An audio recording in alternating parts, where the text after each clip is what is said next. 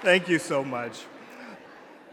I'm Danny Best, Director of Global Diversity and Inclusion at Dell Technologies, and I am far from the only Dell Technologies representation here today. I'm thrilled to have brought 35 of our team members. Are the Dell Technologies Women of Power in the house? We are so honored and so proud to be a longtime partner of Black Enterprise. Black Enterprise is what we call a strategic partner. We work with them not only in inspiring events like this and on media opportunities, but also on recruitment of diverse talent. You may have read the headlines. We're in the midst of what's being called the fourth industrial revolution. This is a time when, in some form or fashion, every industry is becoming a technology industry. Think about car manufacturers. Just a few decades ago, do you think they ever foresaw themselves needing computer scientists to develop autonomous vehicles? Probably not, but that's now our reality. It's awesome and it's inspiring to see rapid human progress technology is making possible. But that quick progress is also leading to a skills shortage. We're fighting over the same finite talent as technical skills become more important for more and more industries. According to the U.S. Department of Labor, there will be 1.4 million open computer science jobs. In the U.S. alone, we need to tap into the traditionally underrepresented, diverse sources of talent to address these skills shortages. We need more women, yes. And we need more ethnic minorities to pursue careers in tech.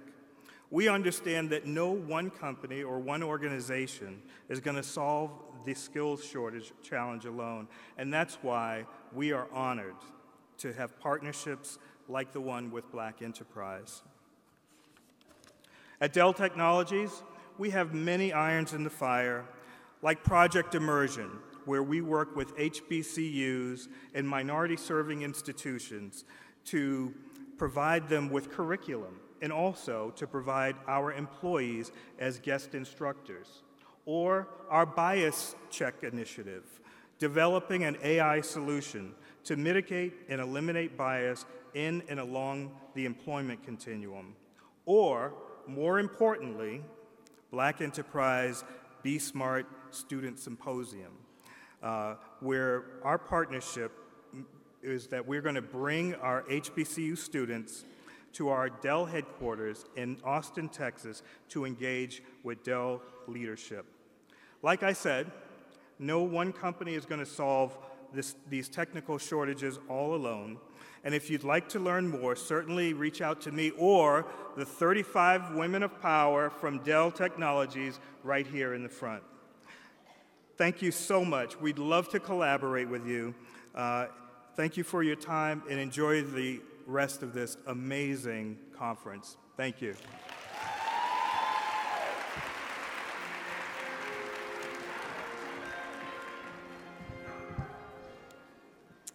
Thank you, Danny, and thank you to Dell once again for your continued partnership.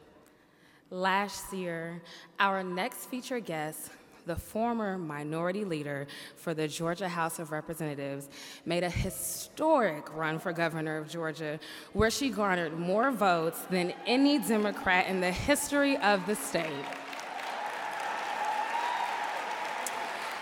And though she lost by a narrow margin, it served as a victory of immeasurable proportion.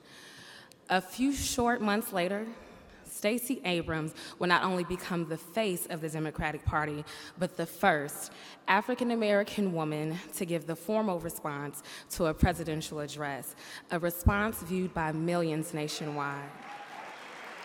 It served as a testament to the power Democrats believe she holds to connect with a diverse electorate in a moment of American politics challenged by the complexities of race and gender.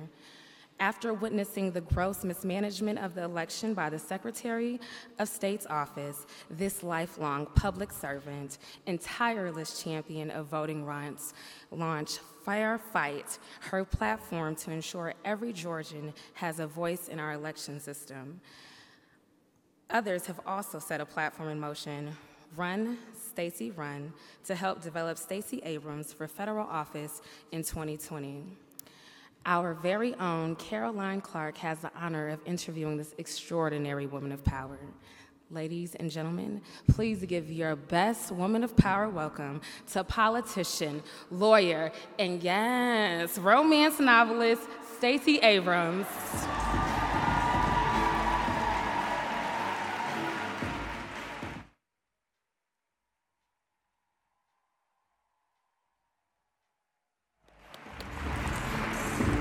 Thank you. Hello. Come.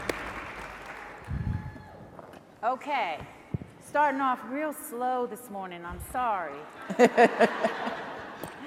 So just for the record, before we say anything else,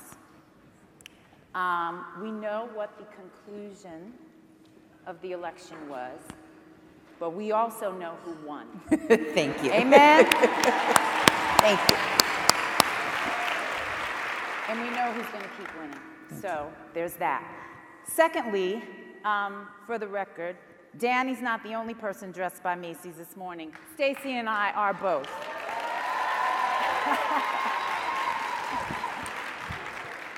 So, Valerie was talking about her book this morning. Mm-hmm.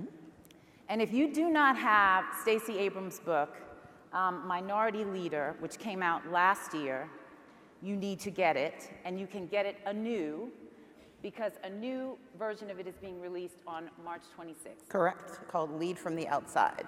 Lead from the Outside. And you can order it, pre-order it on Amazon starting today. And you should. I will tell you why. Minority Leader, I read constantly, as I know you do too. And we're both writers. Stacey is all the things you already know she is, but if you didn't know, she's a phenomenal writer. And a lot of people write sort of self-help books, and a lot of people write memoirs. And a lot of people try to combine them, but they don't end up being both. This book will really tell you about Stacey's life, but it also really delivers on what its promise is, which is to teach you how to lead from the outside and make real change. Thank you. What is new about the new version of this book coming out? Well, I was writing the book when I was in the midst of running for office. This tells you what happened. So there's a foreword that really talks about the campaign and the effect that it had on the way I think about this, and really that nothing changed.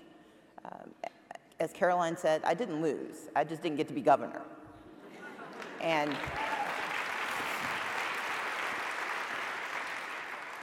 part of what I talk about was the decision to do my non-concession speech, which upset a few people. But it was important to me to believe what I said in the book a year before. And what I talk about in the book is that you talk about your failures, you embrace your mistakes, but you also have to tell the truth. And sometimes the truth is harder than the lie. Because the lie is that you accept your fate and you move on and you try to preserve your opportunity for the next thing. When I decided to refuse to concede, there were a lot of folks who said I was done in politics because I wasn't being gracious enough and people wouldn't support me again. But for me, the responsibility is I'm not going to lie about what happened. And I'm not going to pretend that something occurred that did not occur. We changed the electorate. We won that election. But more importantly, we uncovered, or we didn't uncover it because we know it's been here forever, but what we were able to do in our campaign, unfortunately, was put on prominent display the theft of our democracy. And I can't say that I believe in public service and in America and then say it's okay to steal someone's vote. And so the foreword really is about my coming to terms with the fact that sometimes you have to risk.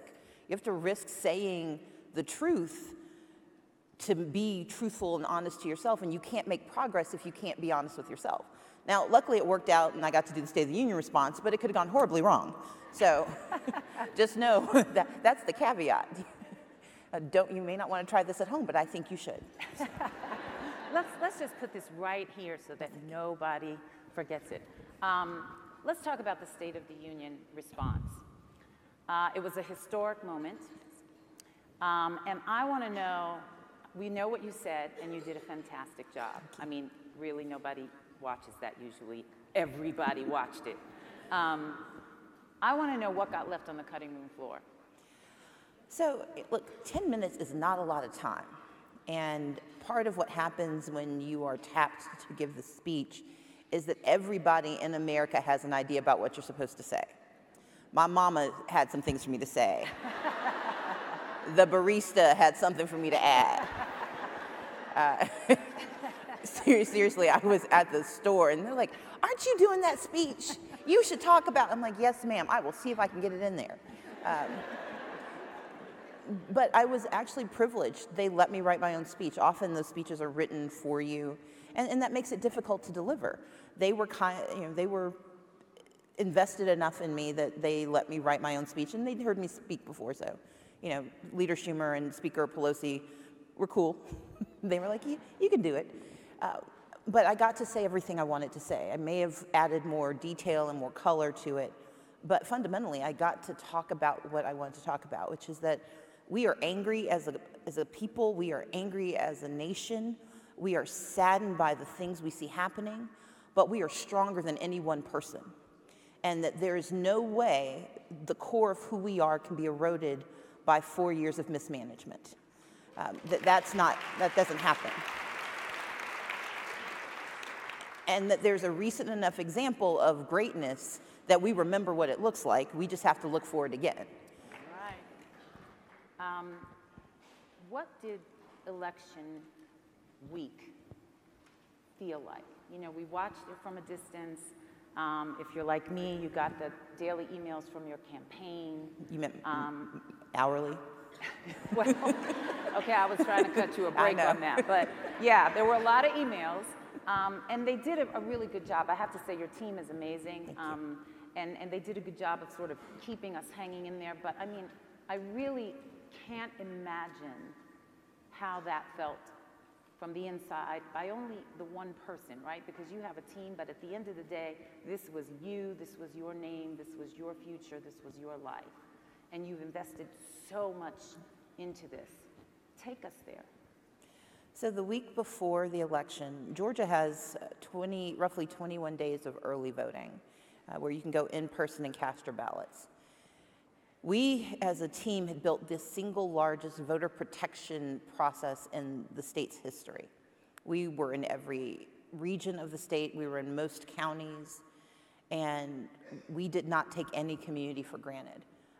One of the most important things about the campaign was that we were truly a diverse campaign. We had every community represented, not just in the campaign, but in the leadership, which was important because cultural competence is how you get people to believe that you see them and that their votes matter. But we also knew that I needed to be the person that people could see. And so while we were getting this incredible energy on the ground, this woman named Oprah came in to say hi to us. I'm sorry, who? Yeah, nearly made me crash my car when she called. I'm not joking. I'm like, we got pulled over to the side of the road. So we had extraordinary support. President Obama came in. So we had these amazing highs. But at the same time, we were getting reports from around the state of people going to vote, finding that their names had been taken off the rolls, that they'd been unlawfully purged. We were hearing stories about absentee ballots being rejected because the signature did not match the signature on their driver's license. Look, my signature isn't the same from Kroger to CVS. And people were being told your votes don't count because you don't have the same signature you had when you were 17. We were getting these terrible stories, and there was a smugness about our opponent who was saying that he knew that this was going to be okay, and it's foreshadowing. And so there was this moment where I'm excited, I'm moving. We were on the road every day. Chelsea Hall, who's my special assistant, she was riding shotgun with me across the state, and we were going into communities and into places where they'd never seen a politician. I mean, it was energizing and it was exciting, And it was panic-inducing because people's hopes were so high. And to have that much, not vested in me particularly, but in what we were talking about, people understanding that with my success, they would have access to health care for the first time. Their child wouldn't be thrown into jail and never have a thought of coming out. They would have access to education and to economic development. Those were real things that we talked about, and there was a sense of ownership. I mean, literally, people would grab me like they own me. Like, and by the way, Stacey, I'm like, I don't know you. Please let my arm go.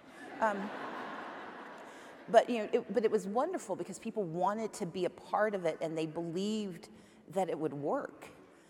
And so I believed, and we fought. And then to get to Election Day, we were in South Georgia. We actually went to 7 different communities. We started in Savannah, went across South Georgia, and then back up to Atlanta on Election Day. And along the way, we started hearing reports of long lines of polling places that only had one machine for 1,000 people voting. By the time we got back to Atlanta, there have been people who've been in line for 4 hours. We were hearing about some polling places had machines, but they didn't have the power cords. And for Black communities, they were facing the harshest of the voter suppression methods. And I started getting worried, but I believed in what we had done. I believed in our democracy. And so by the time we got to the results coming in, we were performing better than we had imagined. We were going for 1.5 million voters. That would have helped us catapult over my predecessor who ran for governor, who got 1.1 million.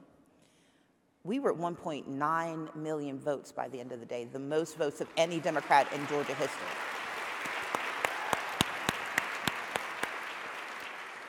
And yet, we knew that thousands of people had been turned away from their polling places. In the Atlanta University Center, they turned away so many students that we had to go to court.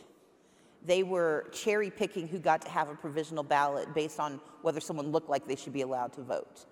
We had areas of the state where we had to sue to get the polling places open for extra hours. And those are just the things we knew about. Between Election Day and the day of the non-concession speech, we got more than 50,000 phone calls of individual examples of voter suppression. And I lost that election by 54,000 votes. We know that if 50,000 people took the time to call, 50,000 more didn't know they could call, and 50,000 more didn't know they needed to call.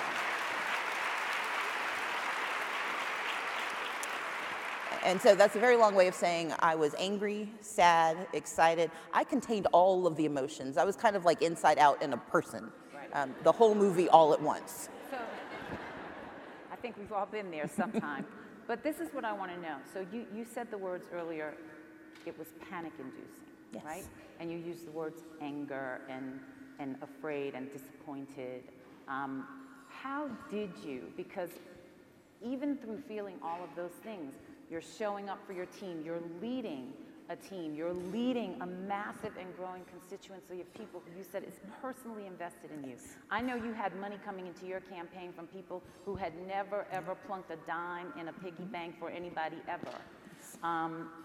So how did you continue to lead through that and to lead yourself all the way to what I love is now in the lexicon, a non-concession speech?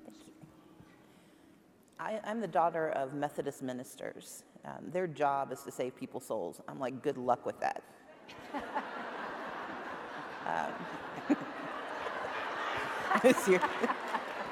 I know Bishop McKenzie was here. That's a lot of work. Hard work. But before they were ministers, my parents were civil rights activists as young people. And they raised us to understand you don't solve every problem. You don't fix every issue.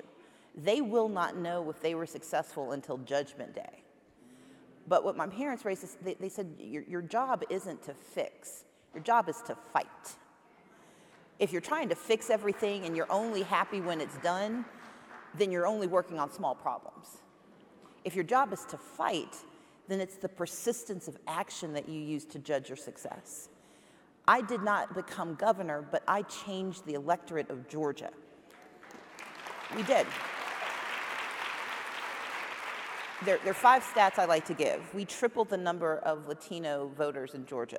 We tripled the number of Asian Pacific Islanders. We increased youth participation rates by 139%. In 2014, 1.1 million Democrats voted in that election. In 2018, 1.2 million black people voted for me, more than the sum total.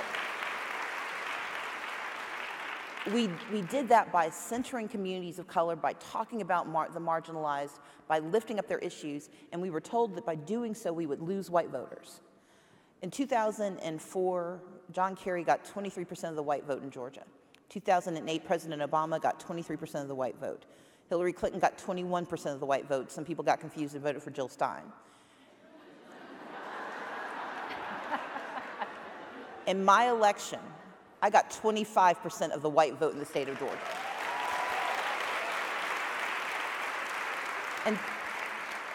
And so the ability to be persistent is grounded in a joy of knowing that we actually did what we came to do.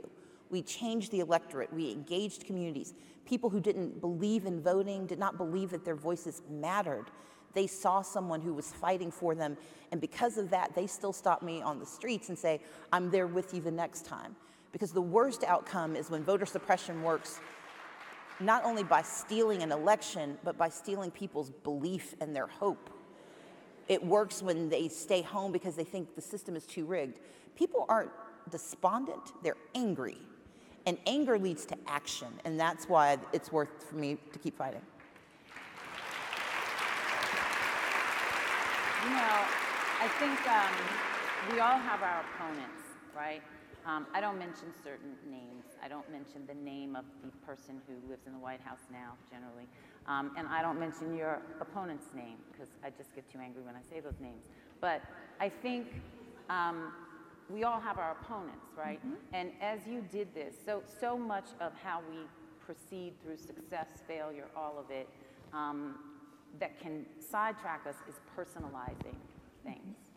To what degree, because this was huge on a personal level, right? To what degree did you personalize and sort of manage your opponent in your head? And do you think of opponents, and this one in particular, in terms of good and evil, right and wrong? You know, how do you work that equation out in your head?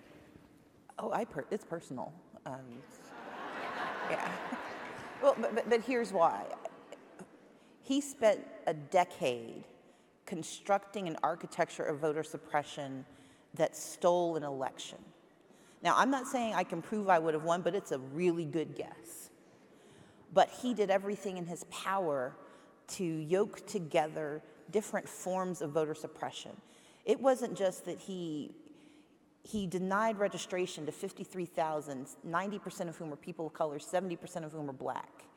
He purged 1.5 million people from the rolls, including 600,000 right before he threw his name into the ring to run for governor. He oversaw the closure of 200 precincts, most of which were in low-income and black communities. He denied responsibility for making sure that the counties were effectively counting votes and said it wasn't his job, even though his job is state elections official. He used the exact match system to discount and deny the right to vote and the right to register. He told naturalized citizens they had to turn in information that they were federally prohibited from turning in. He did every single part of the voter suppression playbook, and he started a decade ago. He and I got to know each other because he accused me of voter fraud because I signed up 86,000 black and brown people to vote. In 2014, he subpoenaed me, I sued him, and we've been at it ever since. And so there really is a personalization to this. My person believes that we should all have the right to vote. His person does not. His sense of our communities says that our voices should not matter as much as his ambition matters. That's personal.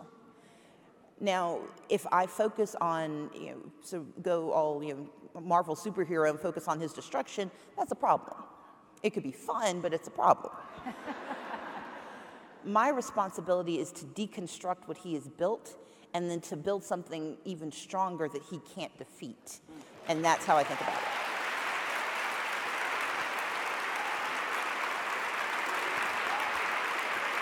Okay, I hope somebody wrote that down because I'm going to need it later. So let's go a little lighter. Yes. Throughout this journey, which has been a long time coming for you, Valerie talked earlier about having had a 10-year plan coming out of college. Did you have a 10-year plan coming out of college? My plan, which I talk about in the book, I did a spreadsheet when I was 18 that took me to the age of 64, 68. Okay, so you're not a planner. No. Not a planner. Just winging it, huh? Look, I was so serious, I did this on Lotus 1, 2, 3 before Excel. So.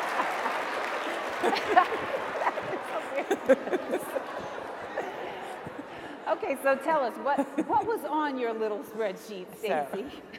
There are 3 columns. There is personal, professional, and then aspirational. So eventually there's this job I want to have. Now, do not react. There's this job in DC that looks really good, and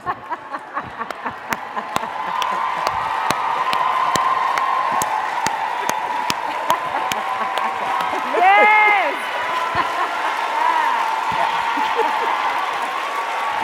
All right! thank you. Now, you all do not take instruction well at all. So you're talking about head of the African American Museum? Exactly, that one? exactly. Right. Now, look, I want to be, you're not supposed to,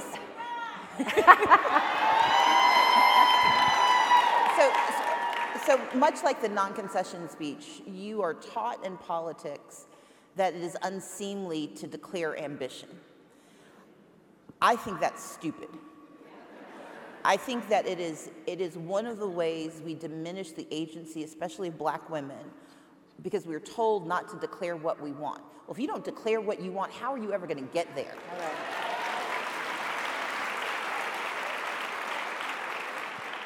Now, I would love to be president of the United States one day, but for me, there are other jobs I want because I want to do the work of those jobs. And having this ultimate goal does not diminish the credibility and the urgency and the sincerity of the other jobs I want to have.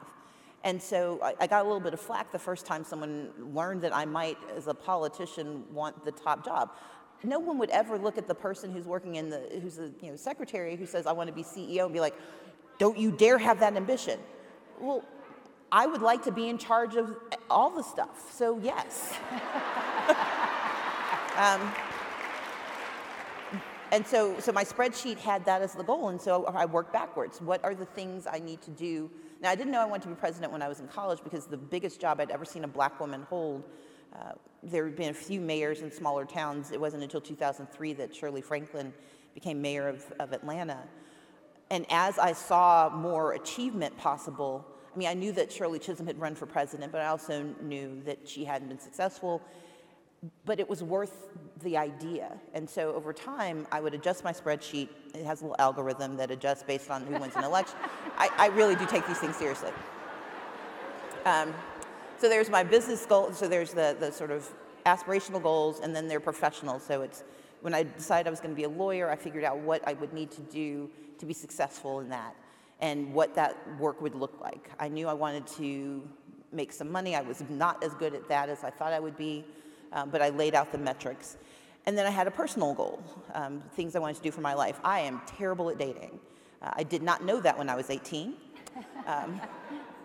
But what I figured out is that I have to give as much intention and attention to my personal life as I do to everything else, and that's going to be something I work on now. Now, mind you, I started the spreadsheet because I broke up with a boy who was really ugly to me, and I did my spreadsheet mainly out of revenge. I'm like, I'll show you. But it works. Again, turn your anger into action. But yeah, for me, it's about having a sense of where you want to be, and it's living by design. And for me, the design isn't so hardened that it can't be adjusted. Like, I did not intend to lose the race for governor. But my backup plan, I thought it was binary. Either I'd be governor or I would not. I did not imagine that I would be falling up as fast as I did. And that has taken some adjustment, and I haven't figured out what I'm going to do with it yet. But I think the point for me is the planning gives me guide rails. It helps me figure out sort of where am I trying to get, so that the things coming at me, whether known or unknown, they sway me, but they don't distract me. If you know where you're trying to get to, all the other good or bad things that come at you can inform, but they don't have to destroy. And that's really the opportunity, and that's the challenge of living by design, that you got to make sure that the default setting doesn't become you're doing it just because it is.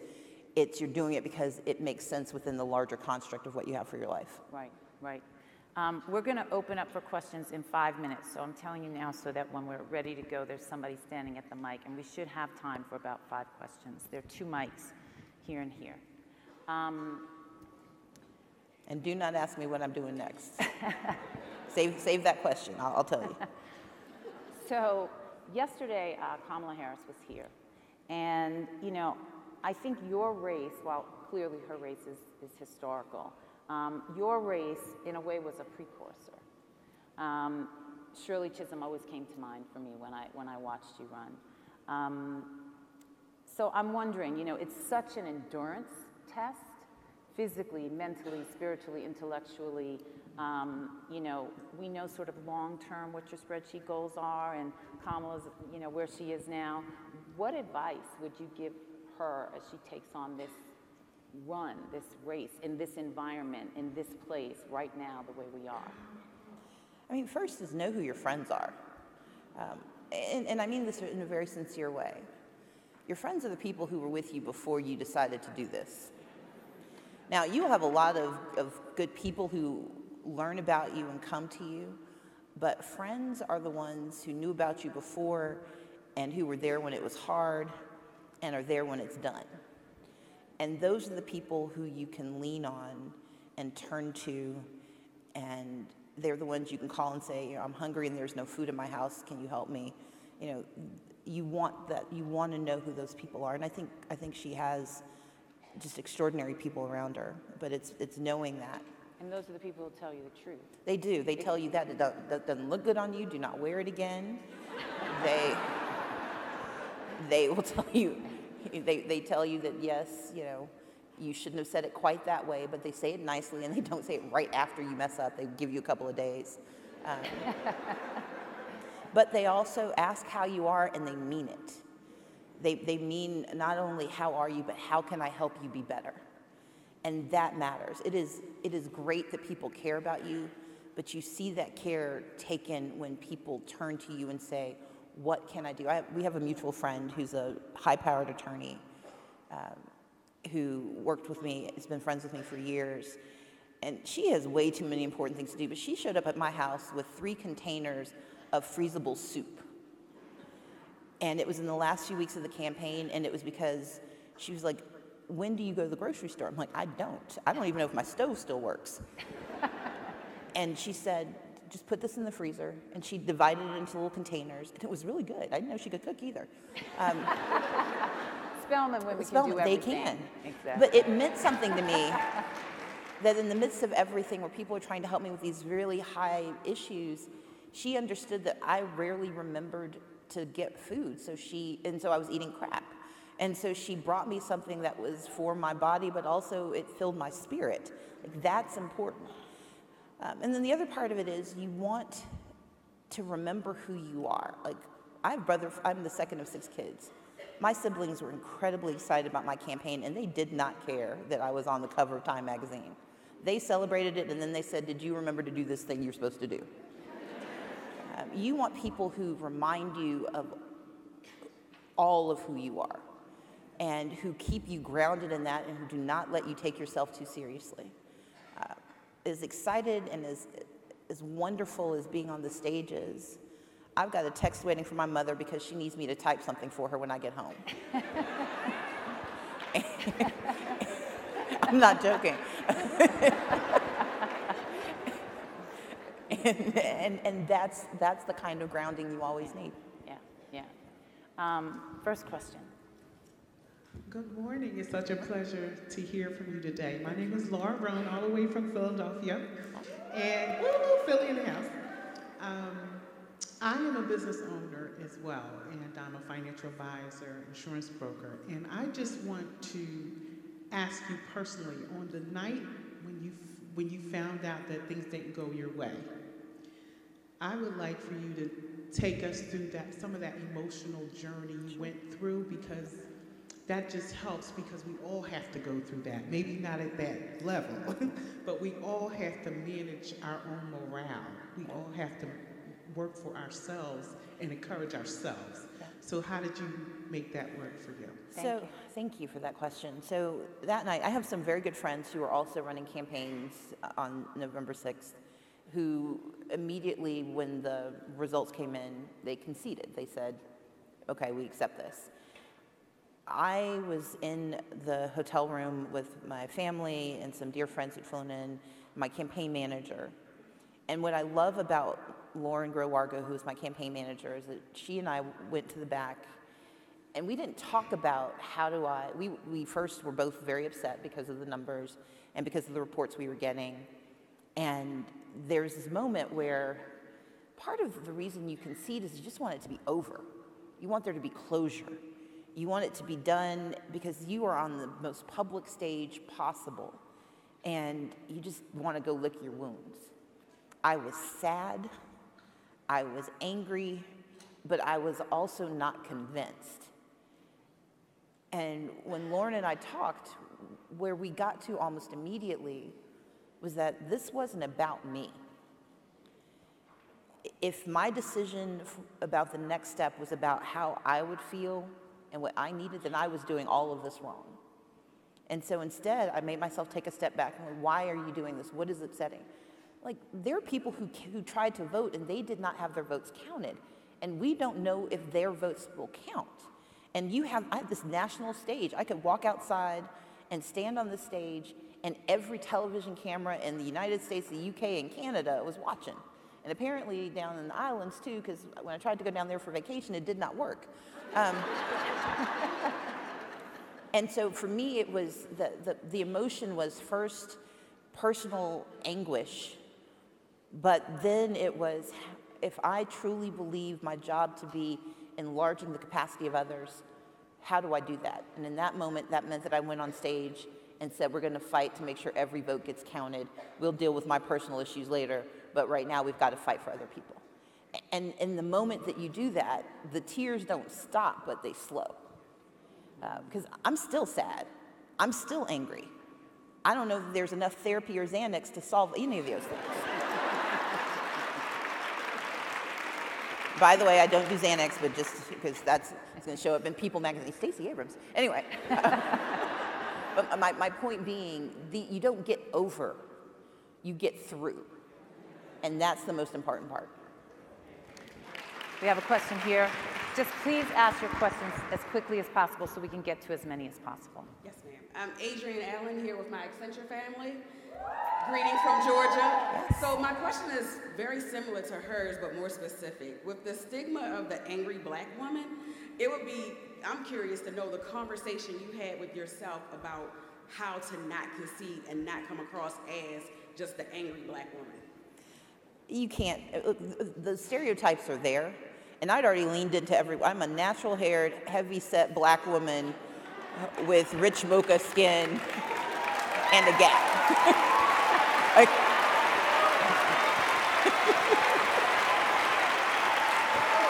Look. Here for all of it. Look, you can't miss me. So I figured out you just lean into it. So.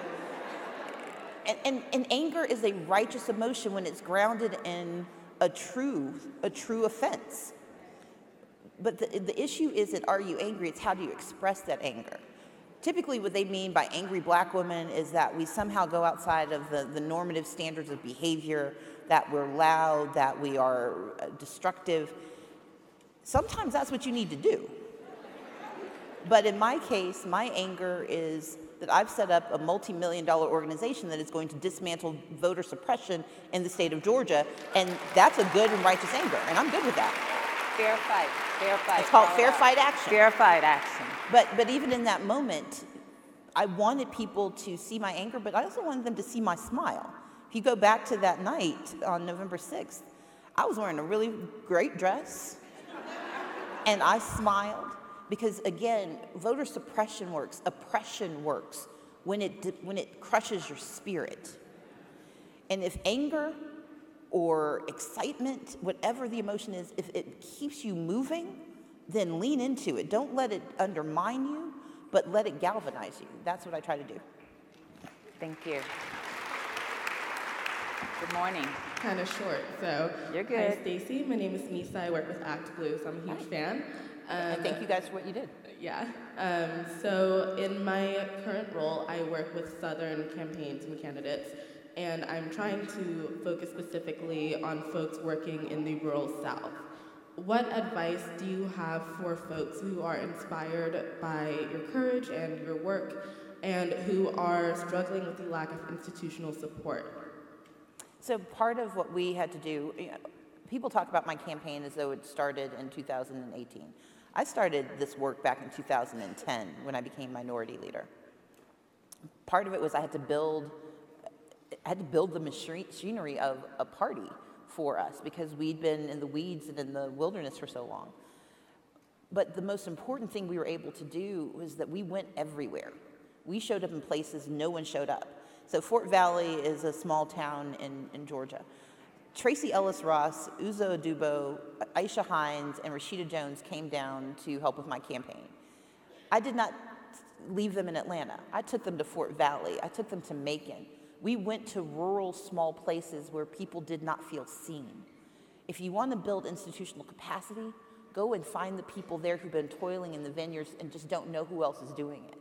A lot of the work is simply connecting the dots for people, but it's also making sure they know that someone who has resources and information can see them. Because you don't have to build a Chicago machine to win a rural race. Sometimes you need 250 and a good candidate who can spell their name the same way twice. But it's creating the space so that they believe that there is something possible and that there's a plan for how they get there. Institutional capacity comes about by linking together individual pieces to create something that seems stronger than it is. And that's the work that you could do very easily, and especially in the rural South, because the bar is so low and the needs are so immediate that small victories are seismic. Next question. Hi, Stacey. My name is Yvette Ellis. I'm in 6th District in Georgia. Yes. Can I, flip 6? Can I also just say that this type of authentic leadership cannot be coached? Like at all. You're amazing, Stacey. You're amazing. So speaking of authentic leadership in corporate America, sometimes we struggle with trying to find a balance of being our authentic selves while still similar to politics, right? Mm-hmm. Having to influence very diverse audiences. So can you give some advice on remaining our authentic selves even in corporate America? Absolutely. So I wrote Minority Leader not just from the perspective of being in politics. I was in business. I was a tax attorney. I was a small business owner.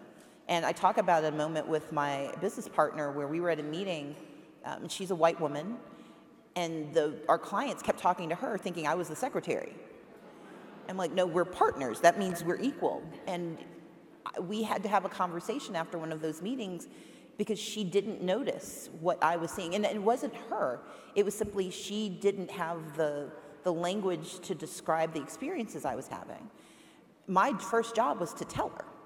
And it was a good conversation, and we talked about it. And we talked about what we needed to do going forward, that we needed to credential me in those meetings. And what I said is, look, you and I know we're equal, but for them, they don't see that, and they don't expect that. So you have to take the lead and say that, because if I say it, they're going to overlook it. If you say it, it has credibility.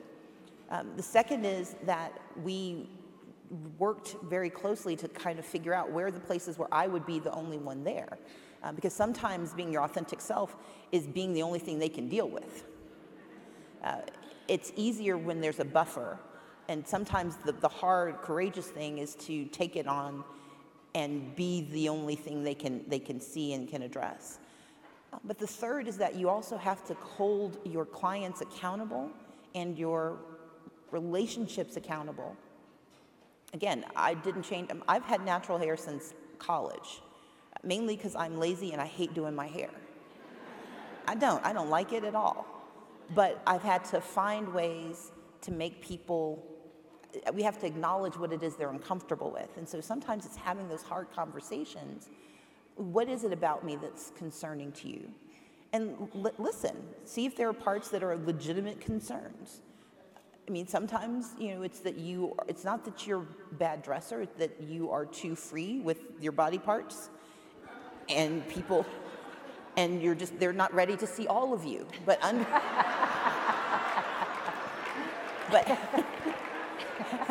have the conversation to create space so you can take in the information. But then fundamentally, there's a hierarchy of what you can accept and what you can't accept. What are you willing to adapt? Because all of human engagement is compromise. We all compromise parts of who we are and what we want because we've got to live in the space with someone else. And I don't get to do everything I want just because it's my authentic self. Because I want a job and I like living inside my house and not on the street. And so it's being really clear with yourself. What are the parts that you can compromise? What are the things that are indelible to you versus the things you just really like? I am, despite this very engaged conversation because Caroline's good, I'm an introvert. And in the Capitol, I got in a lot of trouble because I'm not a glad-handing politician. I also don't drink, which means I miss like 2/3 of what people do.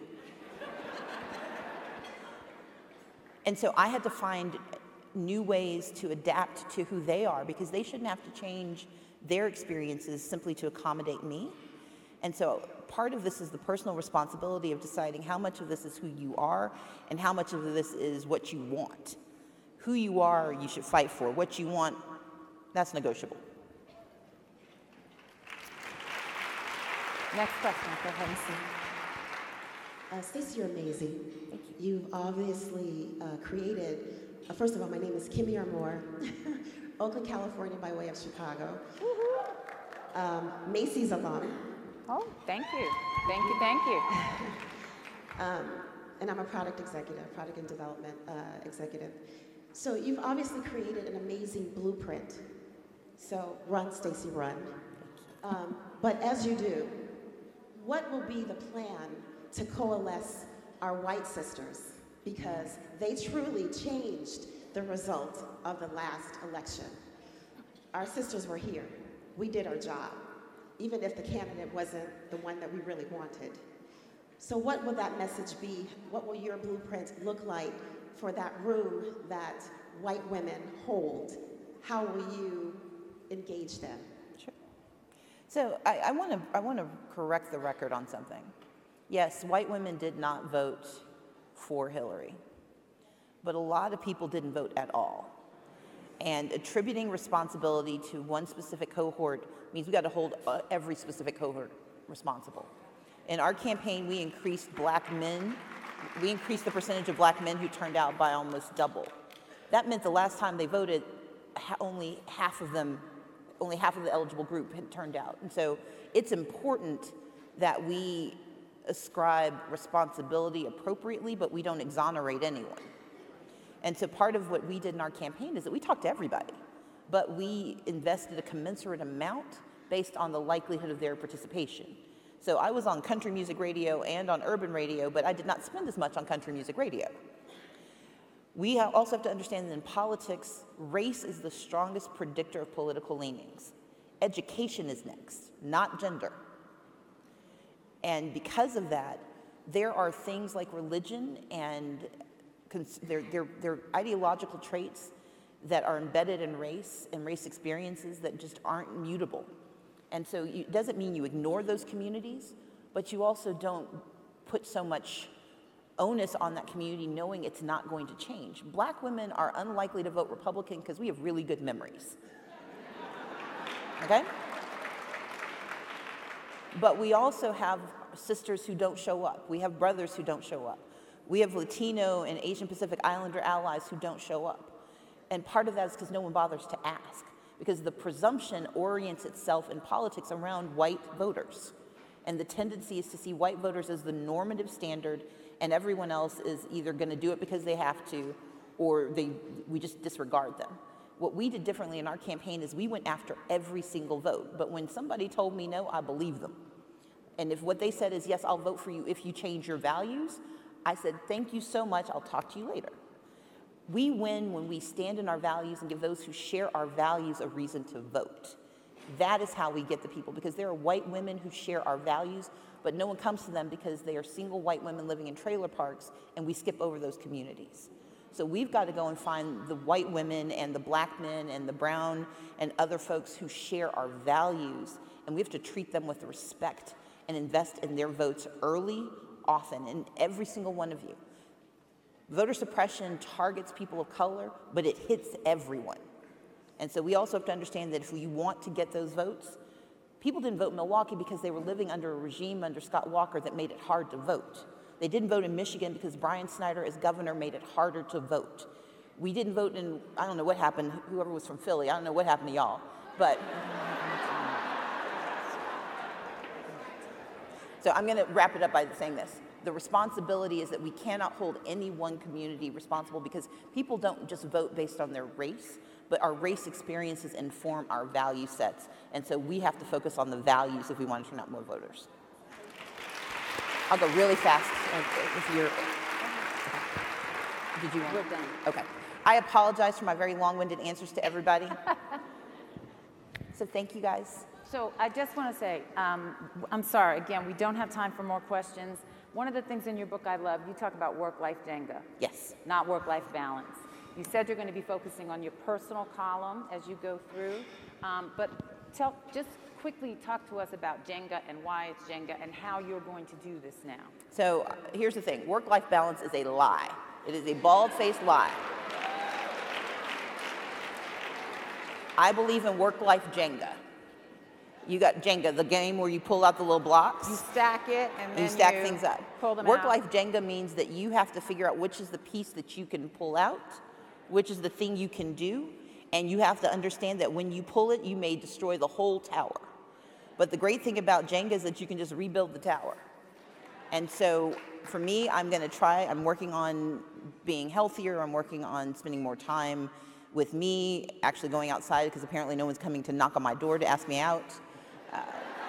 You're never home. They might be there right now. There you see, Caroline. I'm just saying, okay. Stacey, you're never home. That is true.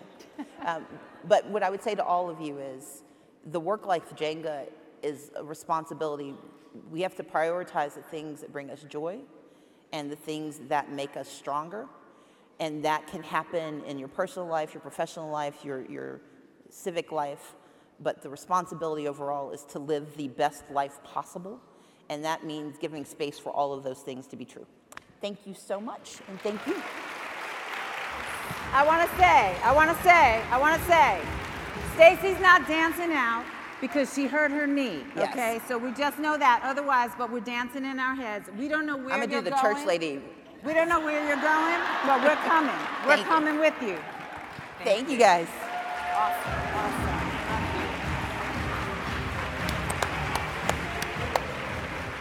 Careful. Yeah, I'm going to let you go first. Thank you, Stacey Abrams and Caroline. Ladies, please do not leave just yet. First, your next sessions are Steady as She Goes, Leading with Intention in Room C1, and Balanced Brilliance, Leadership through Learnership in Room C3. And right now, don't leave, don't